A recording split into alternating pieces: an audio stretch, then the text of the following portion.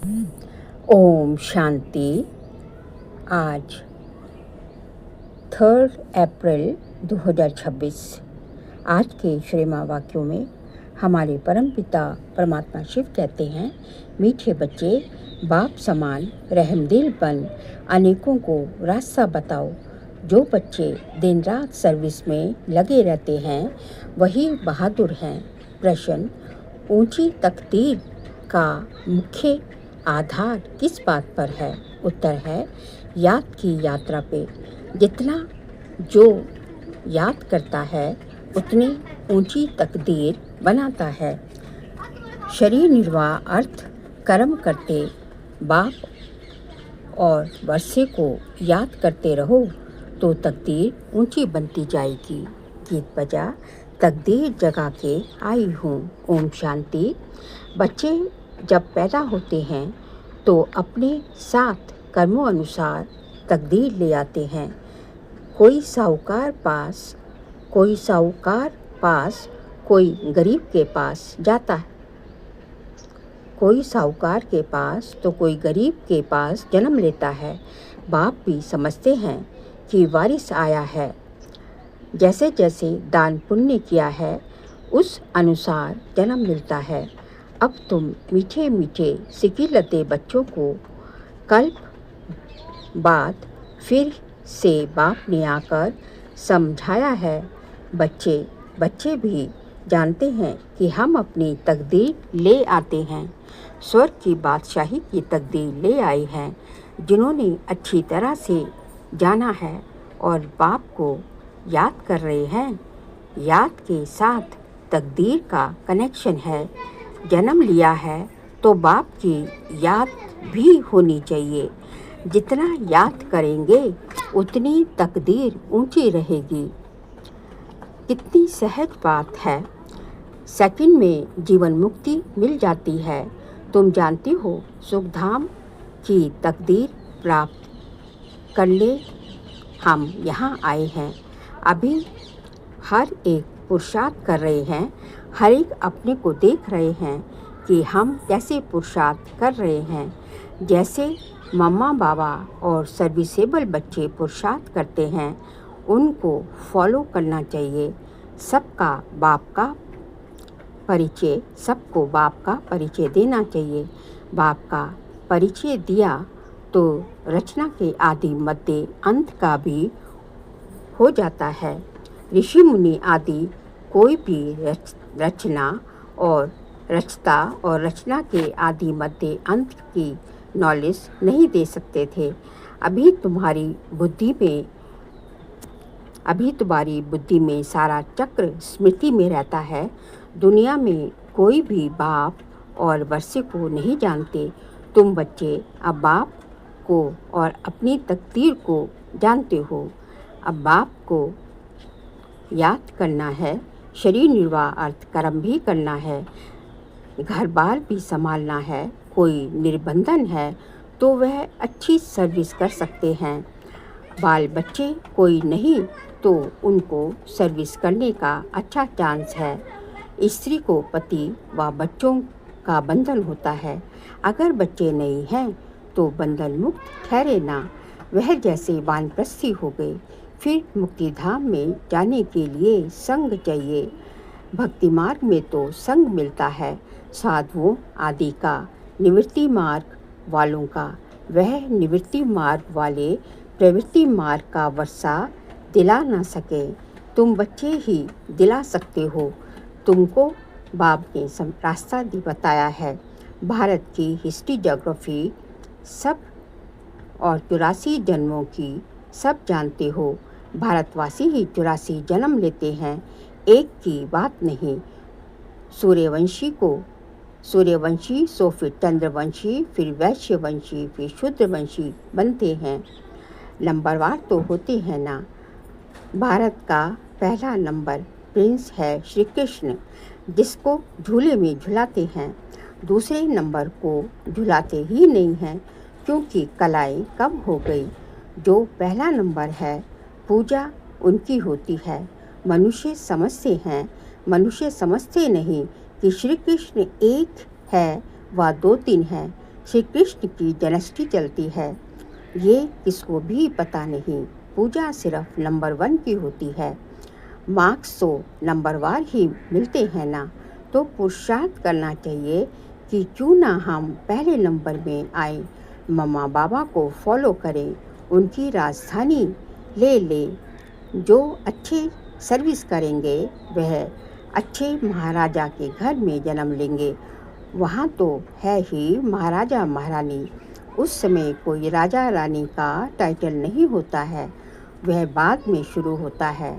द्वापर से जब पतित बनते हैं तो उसमें बड़ी प्रॉपर्टी वाले को महाराजा कहा जाता है। फिर राजा का चलता है। फिर जब भक्ति मार्ग होता है तो गरीब साहूकार में फ़र्क तो रहता है ना। जब तुम बच्चे ही शिव बाबा को याद करते हो और उनसे वर्षा ले रहे हो और सत्संगों में मनुष्य बैठ कथा सुनते हैं, परंतु मनुष्य को भक्ति सिखलाते हैं, वह ज्ञान देकर सद्गति नहीं कर सकते। वेद शास्त्र आदि सब हैं भक्ति मार्ग के, सद्गति तो ज्ञान से होती है। पुनर्जन्म को भी जानते हैं, बीच में तो कोई भी वापस जा नहीं सकता। अंत में ही बाप आकर सबको ले जाते हैं। इतनी सब आत्माएं कहाँ जाकर ठहरेंगी।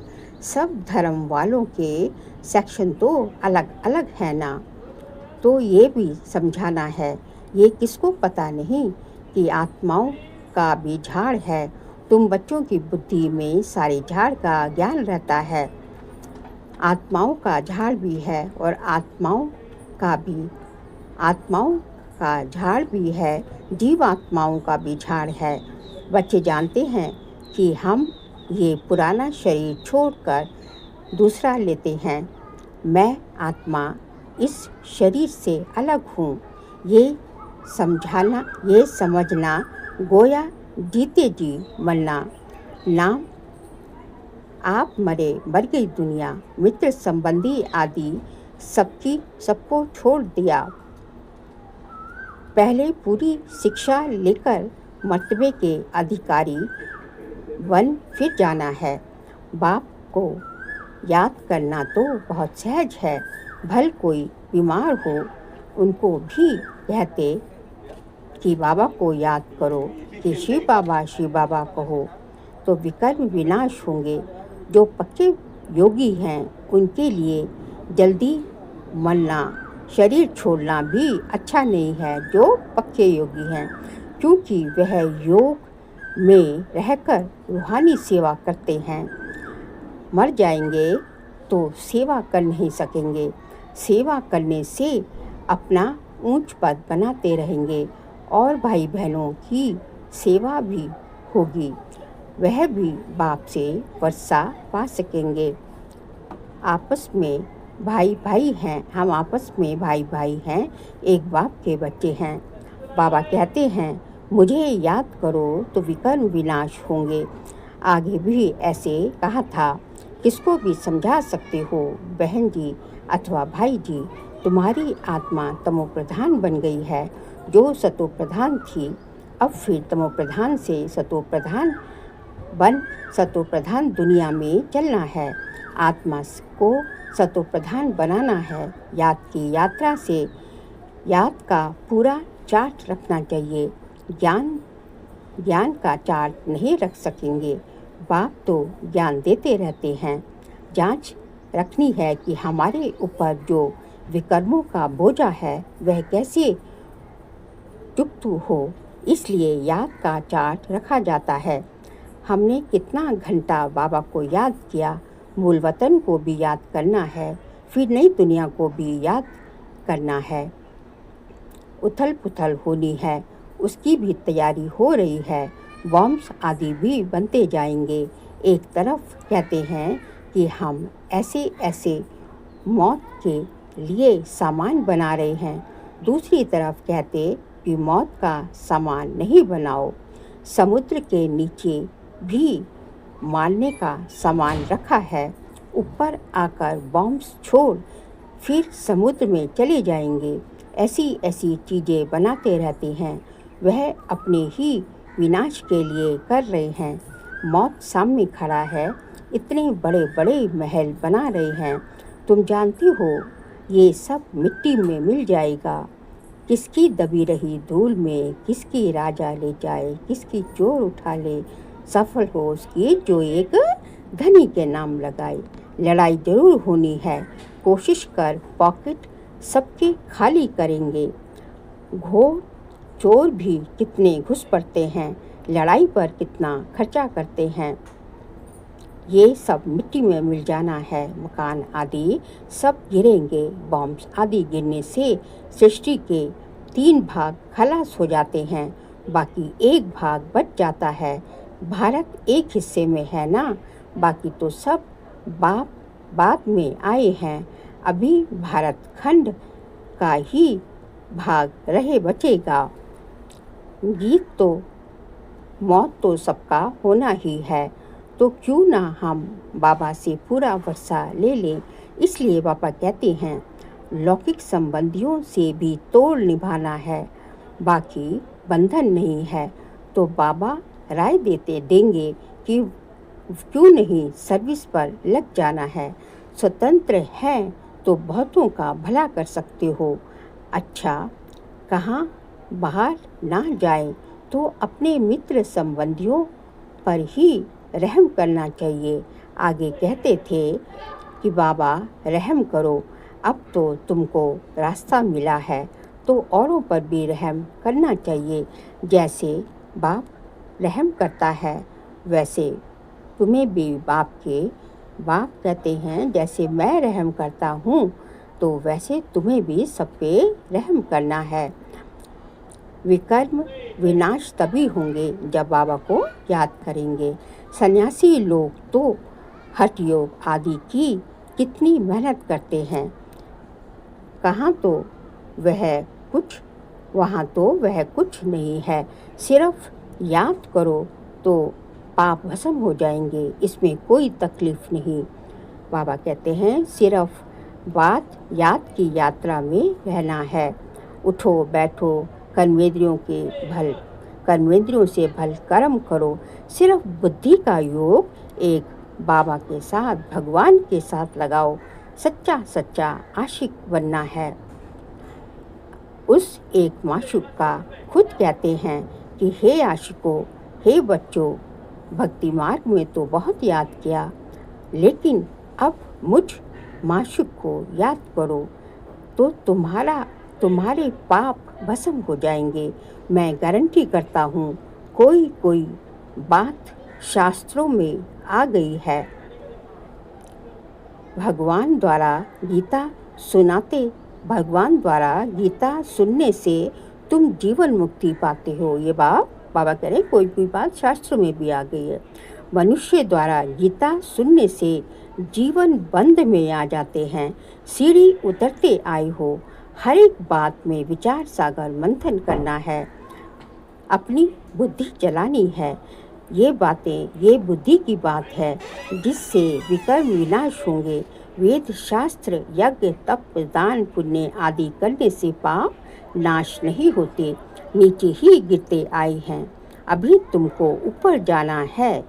जिस सिर्फ सीढ़ी से कोई समझ, सिर्फ अब तुम्हें ऊपर जाना है, ये बात कोई भी समझ नहीं सकता जब तक उस पर कोई समझाए नहीं। जैसे छोटे बच्चे को चित्र दिखाकर सिखाना पड़ता है। ये हाथी है। जब हाथी देखेंगे तो चित्र भी याद आएगा। ऐसे तुम्हारी बुद्धि में चित्र दिखाकर शुरू में समझाना पड़ता है। चित्र में हमेशा छोटी चीज़ें दिखाई जाती हैं। तुम जानते हो कि वैकुंठ तो बड़ा होगा ना, बड़ी राजधानी होगी, वहाँ हीरे जवाहरातों के महल होंगे। वह फिर प्रायलोप हो जाते हैं, सब चीज़ें गायब हो जाती हैं। नहीं तो वह भारत गरीब कैसे बना। साहूकार से गरीब और फिर गरीब से साहूकार भारत ही बनता है। ये ड्रामा बना बनाया है, इसलिए सीढ़ी पर समझाया जाता है। नए नए आते हैं, सीढ़ी का एक हमारा चित्र है। नए नए आते हैं, उनको समझाने से प्रैक्टिस अच्छी होती है, मुख खुल जाएगा। सर्विस लायक बच्चों को बनाया जाता है। कई सेंटर्स पर तो बहुत बच्चे अशांति फैलाते रहते हैं। बुद्धि योग बाहर भटकता है तो नुकसान कर देते हैं, वायुमंडल खराब कर देते हैं। नंबरवार तो है ना। फिर बाप कहेगा तुमने पढ़ा नहीं तो ये हाल अपना देखो। दिन प्रतिदिन ज़्यादा साक्षात्कार होते रहेंगे। पाप करने वालों को सजाएं तो मिलनी ही हैं। फिर कहेंगे खूने नाहक, हमने ये पाप तो नहीं किया। बाप बिगर कुछ दिखाए बिगर कुछ सुनाए सजाएं नहीं देता है। बाबा कहते हैं कि पहले आपको साक्षात्कार कराया जाएगा कि आपने ये किया, देखो, और तब बाबा कहते हैं सजाएं मिलेगी। जो है हमारी ये आदत मिटती नहीं है, इससे तो घर जाकर रहें। कोई तो अच्छी सर्विस करते हैं, कोई डिससर्विस भी करते हैं। हमारी सेना में कोई कौन बहादुर हैं, ये बाप बैठ बताते हैं। बाकी लड़ाई आदि की यहाँ कोई बात नहीं, ये है बेहद की बातें। अच्छे बच्चे, ये है बेहद की बातें। अच्छे बच्चे जो होंगे वो सर्विस तो ज़रूर, अच्छे बच्चों की तो ज़रूर बहुत अच्छी महिमा भी होगी। बच्चों को बहुत रहमदिल कल्याणकारी बनना है। बच्चों को अंधों की लाठी बनना है। सबसे जो है सबको रास्ता बताना है कि बाप को याद करो तो विकर्म विनाश होंगे। पाप आत्मा और पुण्य आत्मा कहते हैं ना, ऐसे थोड़ी ही कहते हैं कि अपना, ऐसे थोड़ी ही कि अंदर परमात्मा है व अंदर परमात्मा है या आत्मा कोई परमात्मा बन जाते हैं, आत्मा परमात्मा बन जाती है, ऐसे नहीं होता। ये सब रॉन्ग है। परमात्मा पर थोड़े ही पाप लगता है, उसका तो ड्रामा में पार्ट है सर्विस करने का। उसका तो पार्ट है ड्रामा में सर्विस करने का। मनुष्य ही पाप आत्मा और पुण्य आत्मा बनते हैं।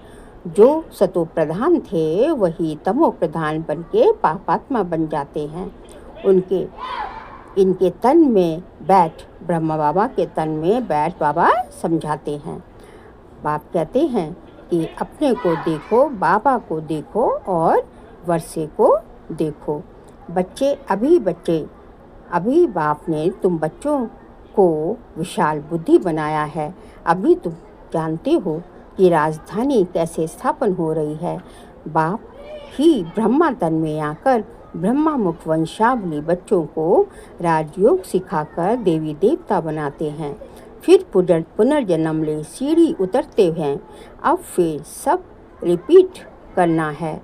बाप फिर ब्रह्मा द्वारा स्थापना करा रहे हैं। योग बल से तुम 5 विकारों पर जीत पाकर जगत जीत बनते हो। बाकी लड़ाई आदि की कोई बात नहीं। अच्छा, मीठे मीठे सिक्की लद्दे बच्चों प्रति माता पिता बाप दादा का याद प्यार और गुड मॉर्निंग। रूहानी बाप की रूहानी बच्चों को नमस्ते। हम रूहानी बच्चों की रूहानी बाप दादा को नमस्ते, गुड मॉर्निंग। शुक्रिया बाबा, शुक्रिया। सार के लिपोन से बंधन मुक्त बन बाप की सर्विस में लग जाना है, तब ही ऊंची तकदीर बनेगी। रहमदिल बन अनेकों को रास्ता बताना है, अंधों की लाठी बनना है। सेकंड पॉइंट, इस शरीर से ममत्व निकाल जीते जी मरना है, क्योंकि अब वापस घर जाना है। बीमारी में भी एक बाबा की याद रहे तो विकर्म विनाश हो जाएं। आज का बाबा का वरदान है, कल्याण की भावना द्वारा हर आत्मा के संस्कारों को परिवर्तन करने वाले निश्चय बुद्धि भाव। कल्याण की भावना द्वारा हर आत्मा के संस्कारों को परिवर्तन करने वाले निश्चय बुद्धि भाव। जैसे बाप में 100% निश्चय बुद्धि है, जैसे बाप में 100% निश्चय बुद्धि हो, कोई कितना भी डगमग करने की कोशिश करे लेकिन हो नहीं सकते। ऐसे देवी परिवार व संसारी आत्माओं द्वारा भल कोई कैसा भी पेपर ले, ऐसे देवी परिवार व संसारी आत्माओं द्वारा कोई भल कैसा भी पेपर ले, क्रोधी बन सामना करे व कोई इंसल्ट कर दे, गाली दे, उसमें भी डगमग हो ना नहीं सकते। इसमें फिर हर आत्मा प्रति कल्याण की भावना हो। बाबा कहते हैं कौन सी कैसी भी सिचुएशन हो, कैसी भी सर्कमस्टांसेस हो, उसमें सबके प्रति जो है कल्याण की भावना हो। ये भावना उनके संस्कारों को परिवर्तन कर देगी। इसमें सिर्फ अधैर्य नहीं होना है। समय प्रमाण कल अवश्य निकलेगा, ये ड्रामा की नोंद है। कल अवश्य निकलेगा मतलब कि एक टाइम आएगा जब वो दूसरी आत्मा भी आपको देखकर थोड़ा बदलेगी जरूर। फिर स्लोगन है, पवित्रता की शक्ति से अपने संकल्पों को शुद्ध ज्ञान स्वरूप बनाकर कमजोरियों को समाप्त करो। पवित्रता की शक्ति से अपने संकल्पों को शुद्ध और ज्ञान स्वरूप बनाकर कमजोरियों को समाप्त करो। सबसे पहले जो है ये ज्ञान मार्ग का फाउंडेशन क्या है? पवित्रता की शक्ति। पवित्रता की शक्ति से हमें क्या करना है? अपने जो हमारे संकल्प जो है, सबसे जो है जो नींव जो होती है वो संकल्प होते हैं, थॉट्स होते हैं। जैसे आप सोचोगे वैसे ही सब कुछ आगे बिल्डिंग बनती जाती है। इसलिए पवित्रता की शक्ति से अपने संकल्पों को शुद्ध करना है, श्रेष्ठ करना है, ज्ञान स्वरूप बनाना है। और जैसे ऐसे करते जाएंगे वैसे धीरे धीरे आपके अंदर से कमजोरियाँ समाप्त होती जाएंगी। फिर जो अप्रैल मास का व्यक्तिशाली का सब्जेक्ट है, महान बनने के लिए मधुरता और नम्रता का गुण धारण करो। आज का पॉइंट है, वाचा में सदा सत्यता और मधुरता हो तो वाणी की मार्क्स जन्म होती है। वाचा में सदा सत्यता और मधुरता हो तो वाणी की मार्क्स जमा होती रहेगी। मधुरता का गुण जीवन में है तो हर बोल मोती समान होंगे। यदि मधुरता धारण करी है तो आपके मुंह से, तभी कहते हैं ना, ये तो ऐसे बात करते हैं जैसे कि इनके मुंह से मोती झड़ रहे हों। ऐसे लगेगा जैसे बोल नहीं रहे लेकिन मोतियों की वर्षा हो रही है। वे ऐसा बोल बोलेंगे जो सुनने वाले सोचेंगे कि ऐसा बोल हम भी बोले, दूसरों को भी उससे प्रेरणा मिलेगी। सबको सुनकर सीखने की, फॉलो करने की प्रेरणा मिलेगी। ऐसे मधुर बोल का वाइब्रेशन सर्व को स्वतः ही खींचता है। जो मधुर बोलेगा तो संभवतः जो है उसकी तरफ सबका आकर्षण बढ़ता जाएगा। क्योंकि आजकल की आत्माएं इतनी अशांत, इतनी जो है पीड़ित है, इतनी दिल शिकस्त है कि जहाँ से थोड़ी राहत की किरणें उनको नज़र आती हैं उसी तरफ इंसान झुकता है। तो दो मधुर बोल भी आपके उनके लिए मरहम पट्टी का काम कर सकते हैं। अच्छा, ओम शांति।